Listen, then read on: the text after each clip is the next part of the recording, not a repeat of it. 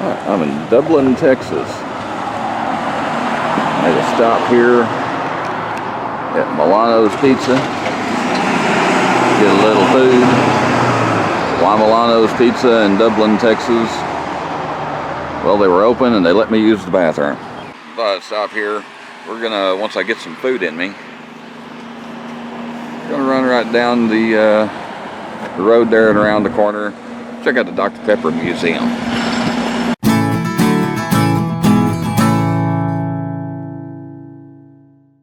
So, well, those of you that don't know, at one time the oldest Dr. Pepper bottling plant in the world was here in Dublin.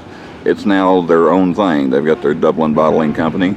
They've replaced the big Dr. Pepper can with a Dublin bottle.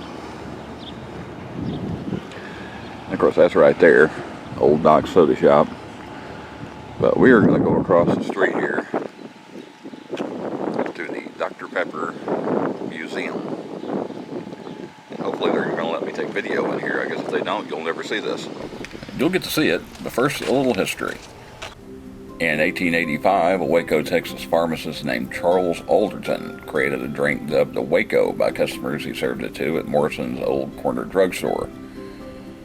The drink became so popular that the little corner drugstore found it difficult to keep up with demand, which caught the attention of Robert Lazenby, owner of Circle A Ginger Ale Company in Waco. By 1891, Lazenby partnered with Mr. Morrison and began manufacturing, bottling, and distributing the drink, which has now been renamed Dr. Pepper. About that same time, Sam Houston Prim from Dublin Bottling Works tasted the fountain drink and immediately knew he wanted to sell it. An agreement was made that Dublin would be the first facility to actually bottle Dr. Pepper. 13 years later, Dr. Pepper was introduced to the 20 million people attending the World's Fair in St. Louis and has been a worldwide staple ever since. Today, Dr. Pepper is the fifth most popular soft drink in the U.S. behind only Coca-Cola, Diet Coke, Pepsi, and Mountain Dew. So this is the self-guided tour. You can hear a movie talking in there. It'll tell you everything you need to know. Everything makes a little more sense if you want to start in there. Okay. And then everything else is pretty self-explanatory. It does go all the way down that hall. Just keep walking. You'll run into a door eventually. Okay. And if you have any questions, I'm up here. Okay. So, in other words, start at the end and work back is probably the best way to do it then. Yeah, if you want to start in that movie room and then kind of work your way around, everything makes a little more sense. All right. I didn't know the legalities of taking video of the video, so I avoided that. I certainly didn't expect to see Jar Jar Binks in there. And evidently, his real name is Chris, as you will see here in a second. Decided to do a little bit of a voiceover on this because the audio on this part didn't come out very good. The echo was horrible in there. And yeah, it just didn't come out good. I overcompensated as I was talking, and it just sounded horrible. So I'm just going to do a little bit of a voiceover here. I see Dorothy. I'm not sure why Dorothy was in there. It's just kind of a random piece in there. But there you see some TV shows and movies where they've featured Dr. Pepper. Somebody was just talking about the Country Reporter the other day. And of course, Spider-Man, and a very memorable scene from Forrest Gump involving Dr. Pepper. And there you see, this is one of the 1930s uniform jacket. It belonged to W.P. Billy Closter. He said he wore that jacket every day, and it's got a picture of him wearing the jacket right there.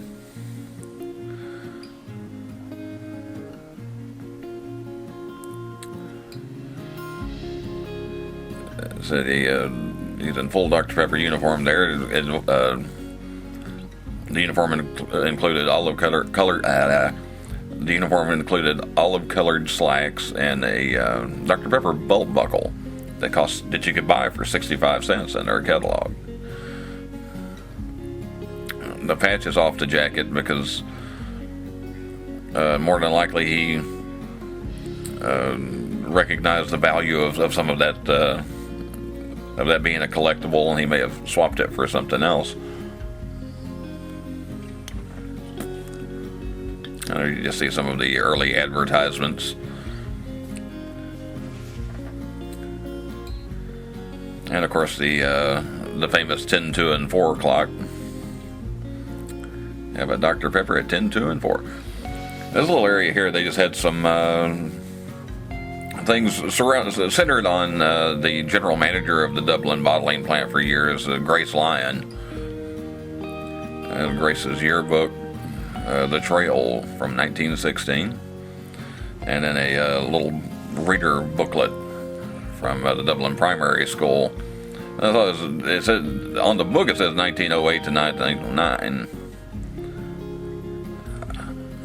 but the little sign said 1910. And this was Grace's desk. The little sign said everybody loved Grace, but she ran the plant with an iron fist. So she would buy beer for her employees. Everybody would have a beer except Billy, who would always have a Dr. Pepper. So she was good about giving Christmas bonuses and had steak parties at her house. That's just some of her belongings there. I was trying to get a good shot of it. And of course a new grape bottle sitting there on her desk. And a room full of cans. And bottles. There's a few bottles up there. Some special edition bottles up near the top. Las Vegas and Dallas and Anaheim. Like Atlanta over there on one side.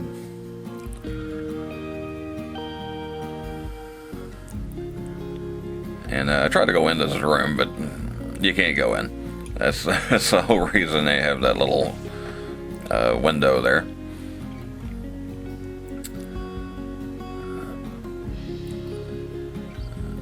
See some of the really old style Dr. Pepper cans up in the top. Some of the toys. I see a Red River shootout between Texas and Oklahoma. Trucks from the 1950s. For the more modern day Dr. Pepper cans, I think those came out in the 90s.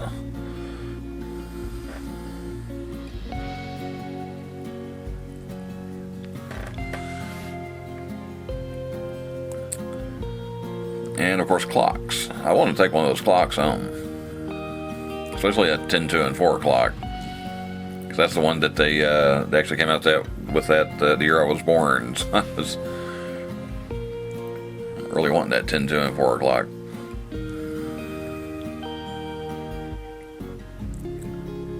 And then I have to spot the Happy Days glasses up top. I don't know if that's something that Dr. Pepper came out with, but see Fonzie and Joni, Richie back in the back.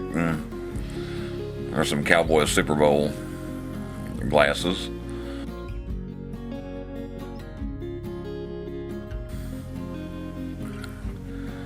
And so this is 1969. I guess the 50th anniversary of something. I'm not sure. 1919. So I don't know. And of course, bicentennial bottles. They came out with bicentennial everything in 1976. And the old dietetic Dr. Pepper bottles.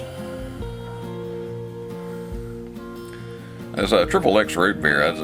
It sounded familiar when I saw it, and I think what it is, there's a building that here in town that on the side of the building they've actually got an old Triple X advertisement on the side of the building. I can't even remember now where that is, but it's somewhere here in town. Of course, Big Red, we still have Big Red. And New Grape and Suncrest. It seems like I vaguely remember Suncrest. I don't,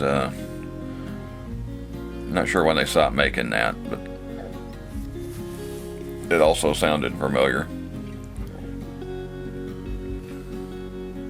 And of course, more of the advertisements there. Triple X, 5 cents.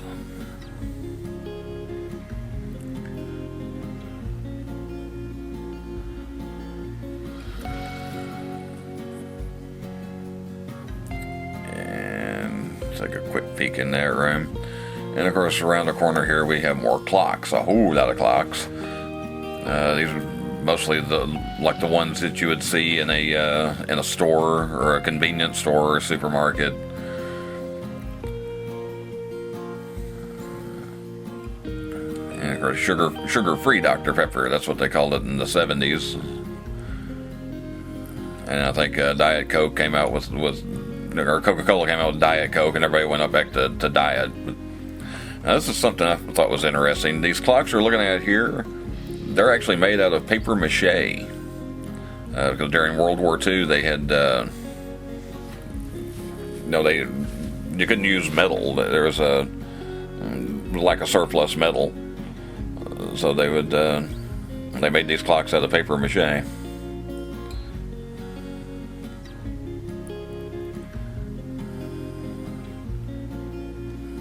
And there's a big one like you'd see in a supermarket. And then this grandfather clock we're coming up on that was presented to Grace Lyons for to commemorate the 75 years of bottling to Dr. Pepper. Oh, I like grandfather clocks. See some commemorative plates, and up top here you're going to see some of the products that they have now. The Dublin sodas, red cola. We get some of the Dublin sodas here, but there's a lot of these I'd never seen. The blueberry, green apple, retro grape, lemonade, peach, orange. There's a lot of those that I haven't seen around here. Frou berry.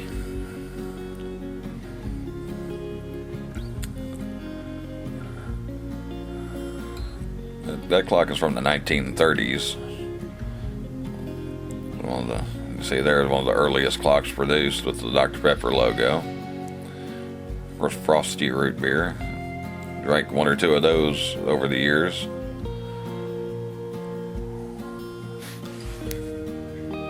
And just a quick run through the front here. You see some of the more of the advertisements. Some of these old bottle machines. Got a bottle of Dr. Pepper out of a couple of those over time.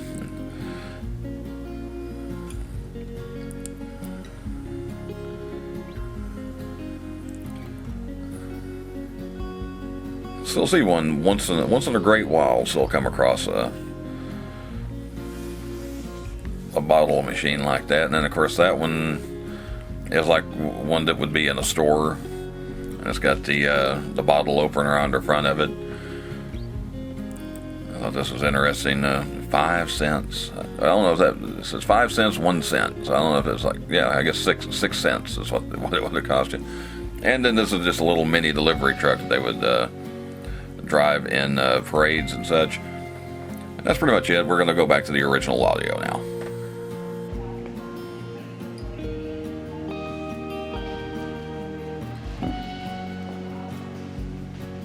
Okay, well that was the Dr. Pepper Museum. A small place, but that's pretty cool if you like Dr. Pepper. Or even if you don't, you just like looking at history. Had to run back across the old Doc soda shop and get a vintage cola. So we've got Dublin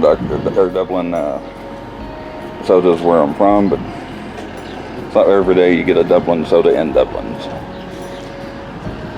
Alright, well thanks for watching. Please like, share, comment, and subscribe, not necessarily in that order. And I'll see you next time.